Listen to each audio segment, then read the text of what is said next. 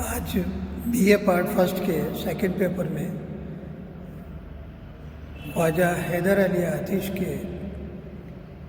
غزل پڑھائیں گے، جن میں پہلی غزل سے پہلے میں آپ کو یہ بتا دوں کہ خواجہ حیدر علی آتش لکھنؤ کے بہترین اور معتبر اور مسلم ثبوت شاعروں میں شمار ہوتے ہیں۔ آپ غلام حمدانی موسوی کے شاگرد بھی ہوئے اور امام بخش ناصر کے ہم عصر تھے، یعنی ایک ہی عہد کے تھے، ایک ہی کنٹمپریری شاعر تھے۔ خواجہ حیدر علی آتش دبستان لکھنؤ کے اہم ترین شاعروں میں شمار ہوتے ہیں۔ آپ کا کلام لکھنوی رنگ میں رنگا ہوا ہے، جو لکھنوی شاعری کی خصوصیات ہیں وہی کلام میں آپ کی تمام خصوصیات اس میں ملتی ہیں۔ غزل آپ کا پسندیدہ موضوع رہا ہے اور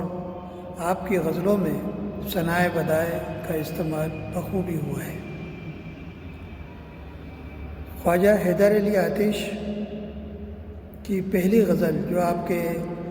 کلام میں شامل ہے وہ اس طرح سے ہے کہ حباب آسا میں دم بھرتا ہوں تیری آشنائی کا، نہایت غم ہے اس قطرے کو دریا کی جدائی کا۔ شاعر حباب کہتے ہیں بلبلے کو، آسا کہتے ہیں مانند، دم بھرنا محاورہ ہے کسی کی محبت میں گرفتار ہونا، کسی کی تعریف کرنا۔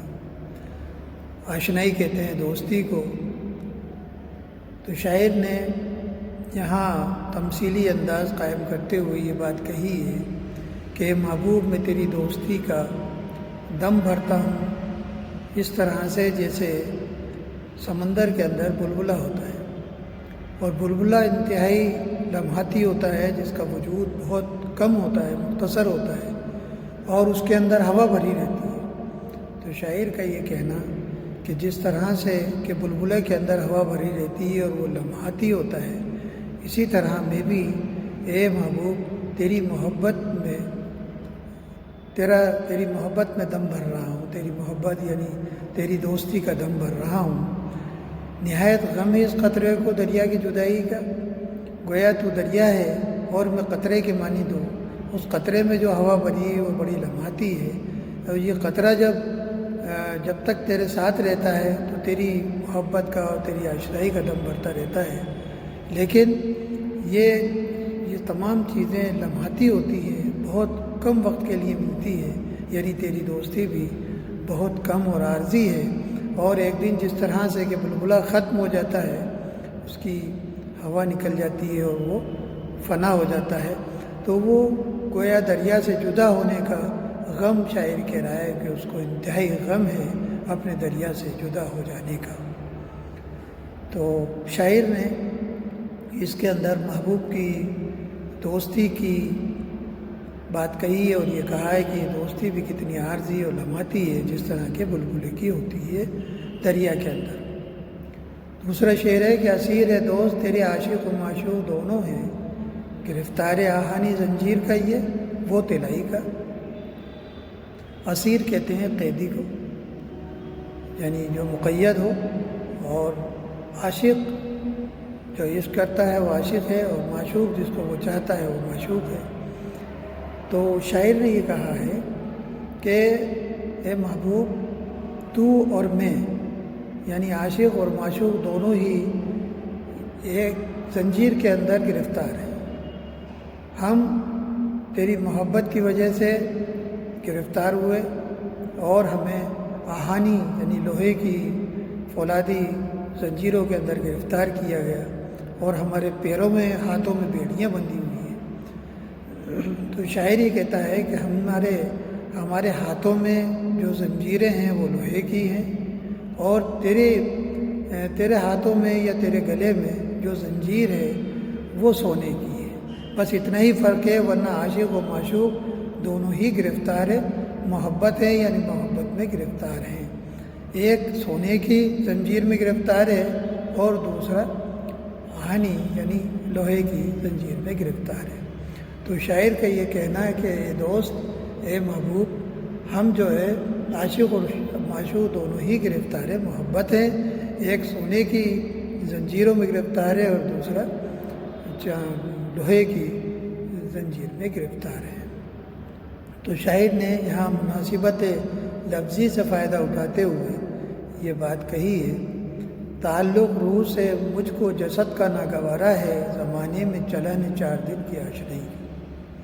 بڑا مشہور محاورہ ہے کہ 4 دن کی چاندنی پھر اندھیری رات، یعنی یہ زندگی صرف 4 دن کے لیے ہوتی ہے، بہت متعینہ وقت کے لیے ہیں اور بہت قلیل وقت کے لیے ہیں اور پھر وہ فنا ہو جاتے ہیں، ختم ہو جاتی ہے۔ تو یہ دنیا کے اندر یہ چلن ہے، یہ رواج ہے کہ جسد کہتے ہیں جسم کو، اور روح کو کہتے ہیں سانس کو۔ تو جب تک جسم کے اندر سانس باقی رہتی ہے تو اس کا تعلق جسم سے رہتا ہے، اور جب یہ سانس نکل جاتی ہے تو جسم جو ہے بیکار ہو جاتا ہے، اور پھر اس کے اندر حرکت وہ سخت نہیں ہوتی ہے، وہ کچھ سوچ سمجھ نہیں سکتا، دیکھ نہیں سکتا، ہل چل نہیں سکتا، کوئی تحریک اس کے اندر نہیں ہوتی، جب تک کہ جسد اور روح کا شاعر یہ کہہ رہا ہے کہ مجھے یہ تعلق بھی بڑا ناگوار گزرتا ہے۔ کیوں گزرتا ہے؟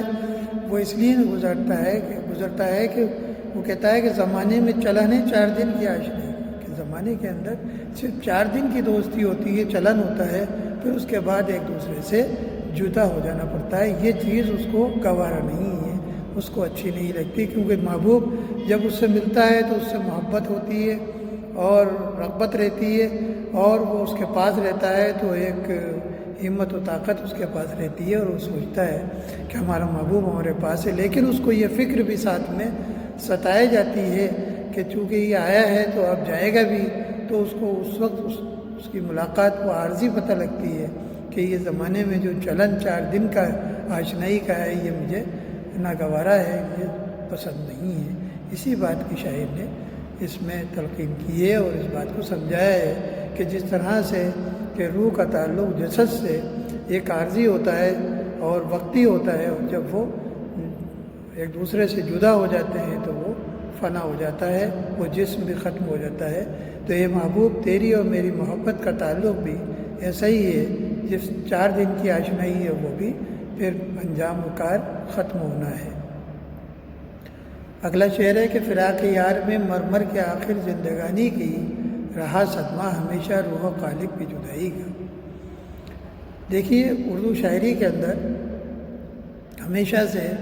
جدائی، مفارقت، محبوب سے جدا رہ کر تڑپنا اور اس کا واہ ویلا کرنا، غوغا کرنا، یہ تمام چیزیں، یہ روایتی ہے اردو غزل کے اندر صلاحیت ہیں جو چلی آ رہی تھی کلاسیکل ادب کے اندر، کلاسیکل شاعری کے اندر۔ تو شاعر نے چونکہ قدیم شعراء کے اندر آپ شاعر ہیں تو شاعر نے یہ بات کہی ہے کہ فراق یار میں مرمر کے آخر زندگانی، یعنی محبوب کی جدائی کے اندر ہم زندہ تو رہے لیکن مرنے کے مترادف تھے، یعنی مرمر کے ہم نے زندگی گزاری، اس کی تڑپ کے اندر، اس کو یاد کر کے، اس کی شدت غم کے اندر ہم نے جو زندگانی گزاری ہے یہ ہمیں بڑی ناگوار ہے۔ آگے کہتا ہے رہا صدمہ ہمیشہ روح و قالب کی جدائی کا، ہمیشہ ہمیں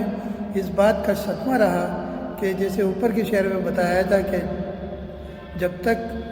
جسد میں یعنی جسم کے اندر روح رہتی ہے، جسد کام کرتا رہتا ہے، جسم کام حرکت میں رہتا ہے، اس کی تحریک اس وقت ختم ہوتی ہے جب وہ روح اس کے جسم سے نکل جاتی ہے۔ تو یہاں کہہ رہا ہے کہ رہا صدمہ ہمیشہ روح و قالب کی جدائی کا۔ قالب کہتے ہیں جسم کو، روح اس کے اندر داخل رہتی ہے اور جب قالب کو چھوڑ کر روح نکل جاتی ہے تو وہ ایک دوسرے سے جدا ہو جاتے ہیں۔ تو اس بات کا بھی شاعر کو صدمہ رہا ہمیشہ اس کی جدائی کا کہ محبوب بھی جو ہے ہمیشہ ہم سے جدا رہا ہے۔ جیسے ایک شاعر نے کہا کہ ہر نفس عمر گزشتہ کی ہے میت فانی، زندگی نام ہے مرمر کے دیے جانے کا۔ تو گویا ایک سانس جو ہم لے رہے ہیں وہ ابھی زندہ ہے اور جب یہ نکل جاتی ہے جسم سے تو وہ مر جاتی ہے، اور پھر دوسری سانس پھر ہم لیتے ہیں اور پھر وہ مر جاتی ہے۔ تو یہ مرمر کی زندگی جینے کا نام ہی زندگی ہے، یہ بات شاعر نے اس میں بھی کہی ہے اور اس شعر میں بھی واضح کی ہے۔